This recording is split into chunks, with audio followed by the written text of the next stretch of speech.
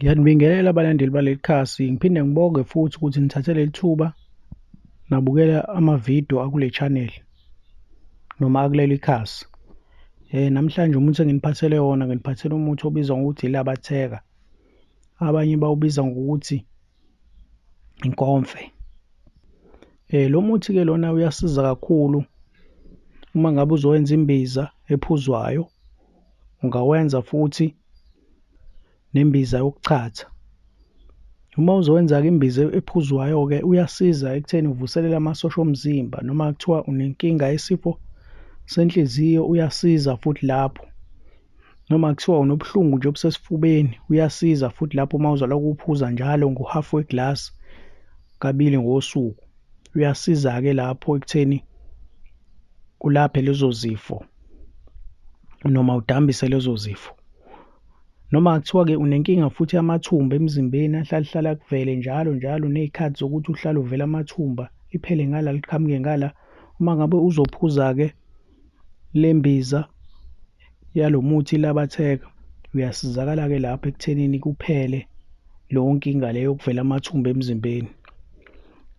Lo muthi-ke ILABATHEKA kungena ey'ntweni eziningi kakhulu ngoba uyangena nasentelezini yokuchela ekhaya nje. Uyangena nasemithini yokuqinisa imoto uma ngabe uzoqinisa imoto ukuthi ingantshontshwa. Uyangena nasemithini yokulahla isilwane uma ngabe unenkinga yesilwane, uyangena futhi kulowo mithi. Lo muthi-ke uyasiza futhi kakhulu uma ngabe unenkinga yezinduna ebusweni. Uyasiza kakhulu ekulapheni iy'nduna. Uyakwazi nje ukuthi ugqume ngawo, uphalaze ngawo, uyagquma ngawo, kube khona omunye ozowuphuza. Uyasiza nje ukulapha iy'nduna ezigcwele ubuso, ziyaphela uma ngabe uzosebenzisa lo muthi.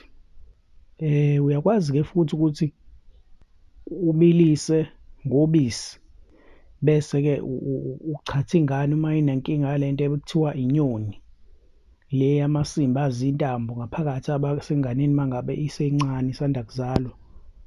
Uyakwazi-ke kodwa ingane uma ngabe isuke isidlule u-6 months, uyakwazi ukuthi uyichathe ngawo, ungawenzi ube strong, wenze ube lula, ufake nobisi bese ingane iyakaka-ke iwakhiphe wonke la masimba lawa azintambo. Uthatha wona nje isigaxa sawo ngoba kusebenza isigaxa kuphela kulo muthi. Uthatha wona bese ufaka ubisi ubilise ngalo, bese-ke uyamchatha-ke umntwana-ke bese eyakaka aphume wonke la masimba lawa ayintambo ahlala enza ingane bengazuthi iyakhala ngenxa yokuthi idonseke inkaba.